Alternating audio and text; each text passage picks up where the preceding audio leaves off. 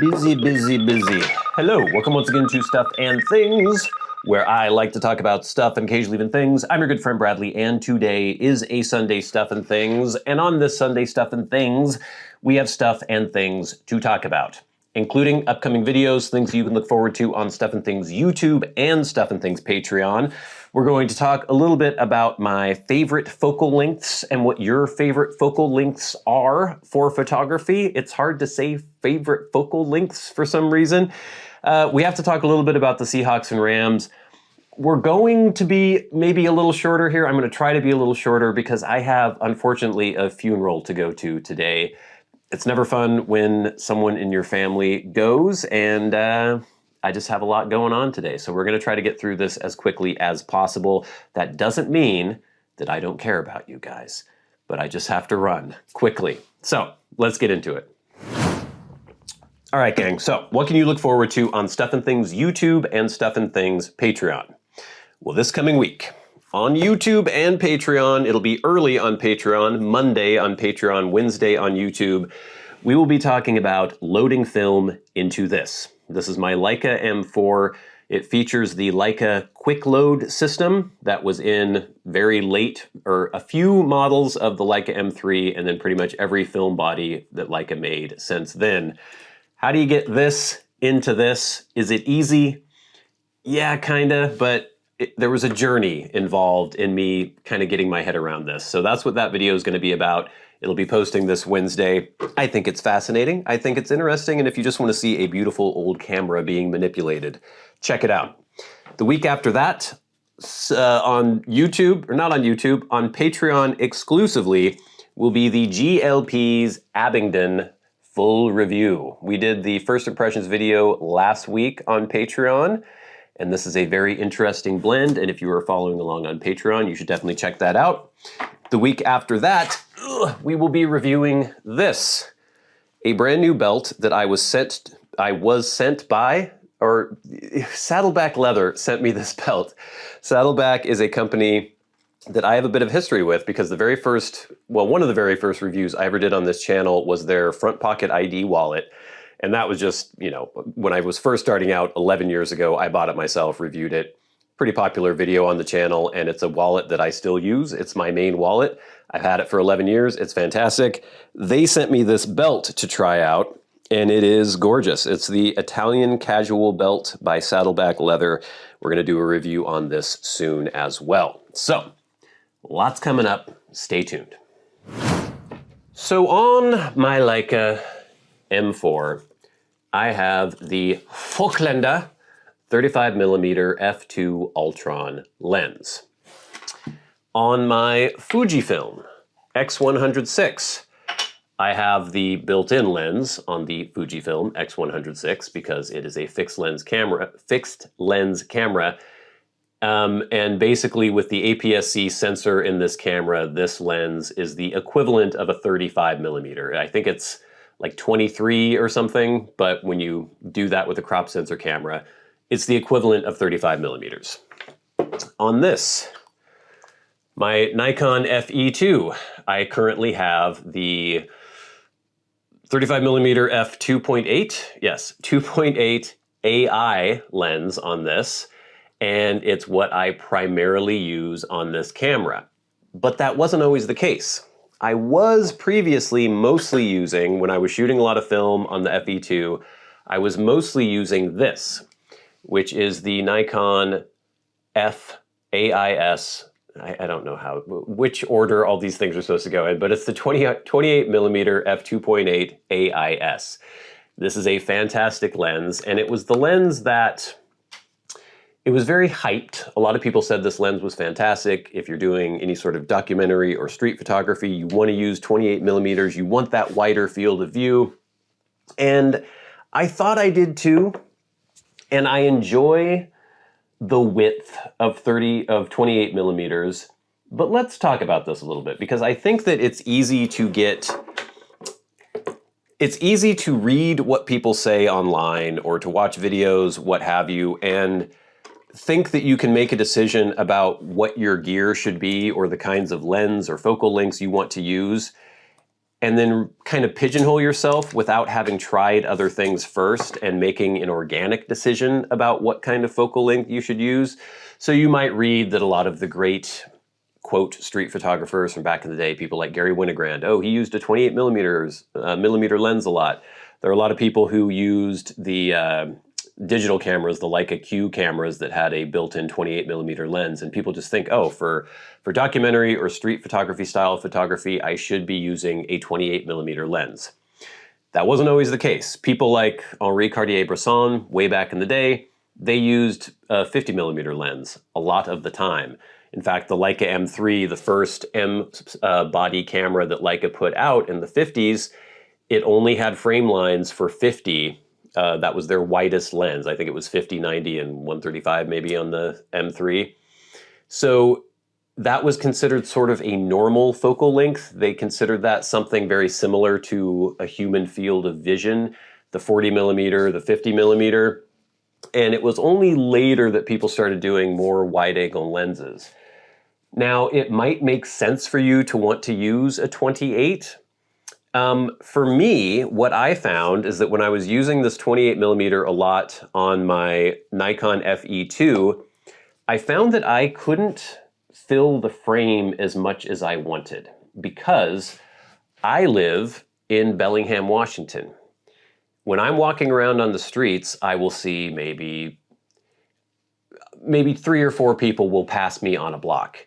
If I were living in New York, hundreds and thousands of people would be passing me on a block. So if I'm trying to photograph a scene, it makes sense to want to be a little wider because you're so close to everybody. You want to get more of the context. Here, if you get as close to people as you would in New York, people will shy away from you and wonder what your problem is. So it makes more sense for me to have just, I mean, a 35 millimeter lens is still pretty wide, but it makes more sense for me not to have such a wide field of view when I can't get as close to people as you can in more major cities that are more populated. And I just found that as I switched to, I was using the Fuji a lot with the 35 millimeter lens. I had actually had the adapter for this that can do 28 millimeters. And I was using that and not liking as much of my results. And then I just started using the built-in 35 millimeter lens, or 23 that ends up being 35 once you take into account the crop factor with the APS-C sensor. I realized I was liking more of those photos. And then when I was shooting kind of 50-50 film and the Fuji, I started using originally the 28, and then I switched to this 35, and it was the 35 that I actually sent away to get serviced because I realized I was liking more of my shots with the 35. And then when I had the option to get a Leica, I knew that the M4 didn't have 28 millimeter frame lines, but it has, basically, if you just fill the entire viewfinder, if you just look through the viewfinder and assume that that is 28 millimeters, it pretty much works. I was debating getting a 28 millimeter lens for this, but at the end of the day, I went for 35, and that gives me the same field of view that I'm getting off of my Fuji, because I was doing kind of 50-50 digital film. I'm probably doing a little more film now, actually delving more into digital because of the winter and the rain and everything going on. But I wanted that parity between my two focal lengths. But then also, it's just the results that I like more I'm getting for the 35. Now that would change probably if I were living in a different city or if I was photographing different things. But I have found 35 to be a really nice general use walking around camera focal length. I'm curious to hear what you guys think in the comments below. There's kind of this conventional wisdom, things that happen online, things that happen on YouTube, where everyone just kind of takes something as gospel because enough people have said it. And it was when I was going around looking into the kinds of lenses I might want to use, it was just 28. You want to use 28 millimeter, 28 millimeter, 28 millimeter. And then I realized once I started using 28 millimeter that actually no, I think I like 35. Let me know in the comments below. I'm not saying this will always be the case. I might try different focal lengths at some point as well, but I'm pretty happy with 35 for now. Okay, gang. There is a very big game coming up this weekend. The Seahawks are playing the Rams in Los Angeles, and I am very nervous about the outcome of this game. The Seahawks are 7-2. The Rams are 7-2. They're in the same division. The Seahawks have a slight edge over the Rams in the division standings because I think they have 2 wins in division compared to the Rams' 1 win in division so far. If you look at different stats, you will have different people rating these teams pretty much close together. Sometimes the Seahawks are rated number 1, sometimes the Rams. They're kind of swapping back and forth. Prime Football Focus, I think, has Seattle as the number 1 rated team and Rams as the number 2 rated team, but it's very, very close. You can look into all sorts of stats. Matthew Stafford, the quarterback for the Rams, I think he's had, 25 touchdowns and 2 interceptions all year? Ridiculous. He is playing amazingly well. The Rams are playing really, really well. The Seahawks have been playing really, really well, but there are some little cracks here and there that I'm kind of worried about. I'm hoping they can clean up. The turnovers are definitely a worry for me. So yeah, this is kind of the season to me. Now, obviously, if the Seahawks lose to the Rams, it's not the end of the year. I'm sure they can still make the playoffs, but it will make it so much more difficult for them to win the division because I think it really is going to be between the Rams and the Seahawks in the NFC West. And this game to me is just kind of the test. Like, are the Seahawks really, really good? They've been beating up on worse teams. They have played a few good teams and won, but they've dropped a couple games. They've dropped the first game to San Francisco. They dropped that game to Tampa Bay. I think they kind of got San Francisco at the worst time for them because the Seahawks were still sort of figuring things out, and San Francisco was at full strength back then.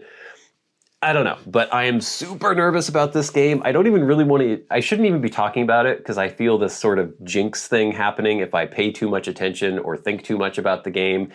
But I am going to be watching with bated breath this weekend, and I can only hope. I'm sure some of you would hope that the Seahawks do horribly, so I just never talk about them on the channel, but they are good this year, and I will be talking about them. Small little segments, don't worry. I'm very excited, but I'm very nervous, and I can't wait to see what happens. All right, gang, but now it is time for hashtag askstuffandthings. Remember, if you have a question for me and you would like it answered on the Sunday Stuff and Things, you can tweet at SATBradley with the hashtag askstuffandthings, but you shouldn't because nobody does, and I never read X. If you are a Patreon supporter, you can write to me via Patreon and go right to the front of the line, or you can hit that super thanks button under this video and go right to the front of the line, or you can leave questions, comments, and feedback in the comment section of my YouTube videos, just like at Eladsgar did for last week's Sunday Stuff and Things. Eladsgar says, what's your opinion of the Nikon F100?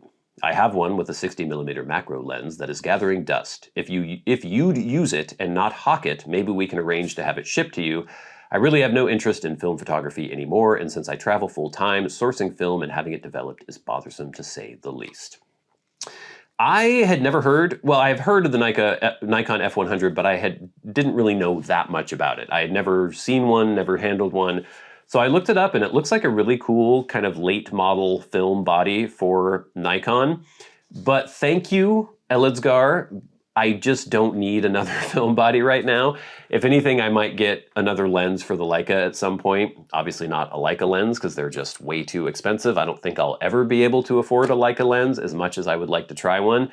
But yeah, I'm pretty set with my Nikon FE2 as my SLR and my Leica M4 as my rangefinder body. But thank you.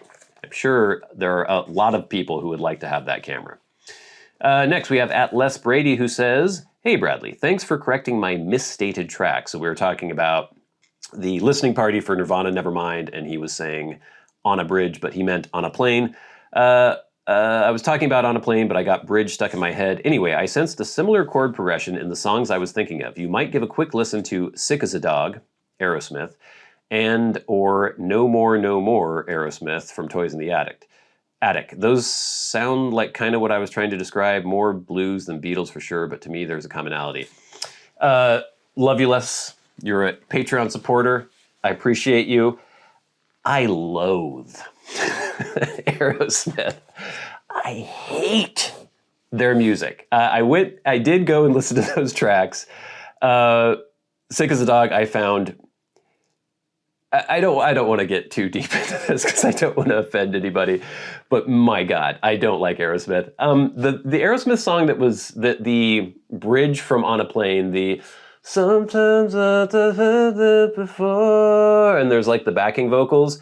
It reminded me of backing vocals on some Aerosmith song. I think maybe, I don't know. There's a different Aerosmith song, but the two that you mentioned to me, those weren't the ones I was thinking of. And I wouldn't know any Aerosmith song that was like a deep cut album track because I avoid them like the plague. And the only ones I had ever would have heard would be ones that were forced into my earlobes, not the lobes, the holes, just because they were popular when I was a kid or something. But like Crying, I think that song, I've heard that a lot. Love in an Elevator.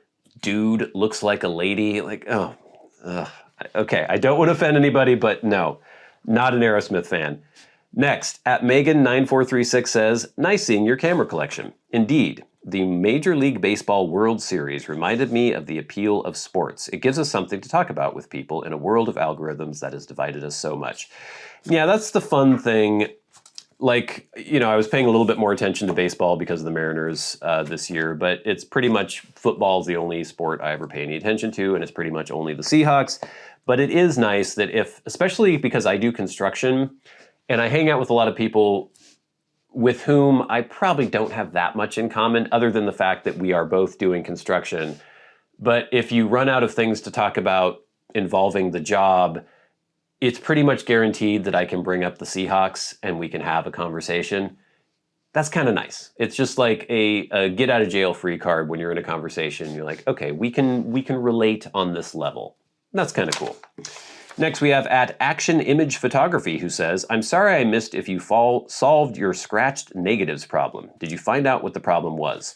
So I was talking about this when I first got this camera. I would occasionally get a roll where I would have several frames with scratches on the negative, and they would show up as black on the positives.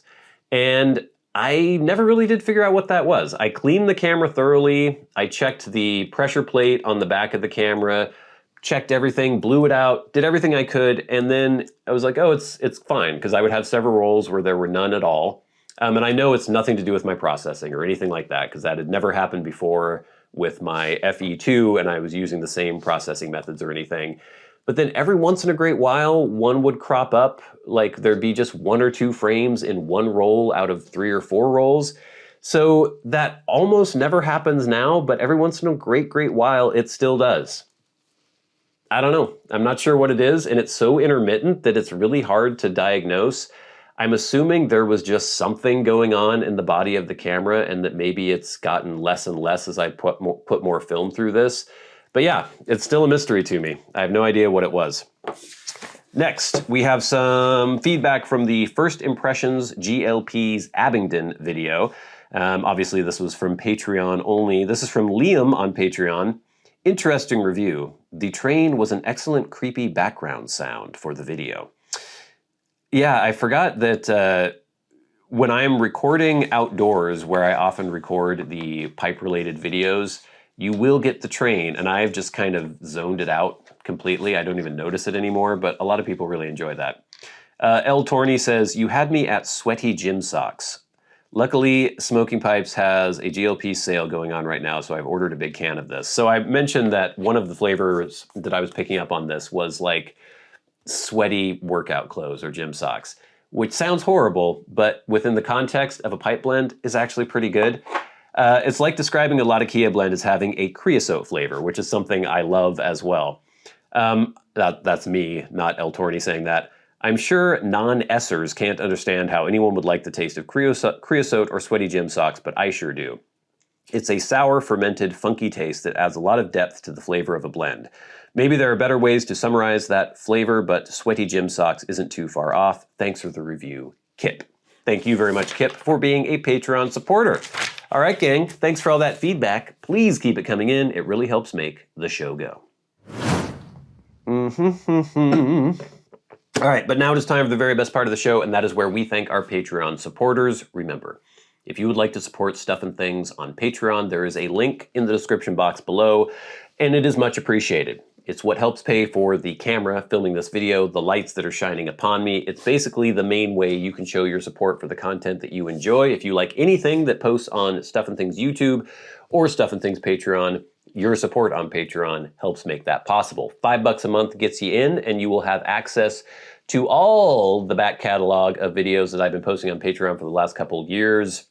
We still don't have all the pipe reviews on there yet, but they are slowly building up. I've got a lot on there right now. So you're gonna have access to that archive of the pipe blend reviews. All the new pipe stuff will be posting exclusively to Patreon, and then you get access to all the YouTube stuff early and ad-free. And every week we like to shout out those who support Stuff and Things at $25 or more a month. The producers of Stuff and Things, people like Jason Buckner, Arcturus, Ashes of the Phoenix, The Friendly Piper, GreatGrol, Glenn, Just Glenn, David Severin, Nicholas James, Kyle Whitmore, Mr. Gibson, Chris Caughey, and Ryan McFadin. And of course, the Maniacs, the crazy people who support Stuff and Things at $100 a month, people like stolid and dependable Bob Magee.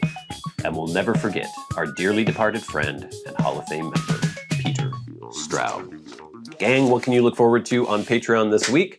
Where you will get the Wednesday video, the loading film in the Leica M4 video on Monday, ad-free, instead of on Wednesday, which it will be posting, which is when it will be posting on YouTube.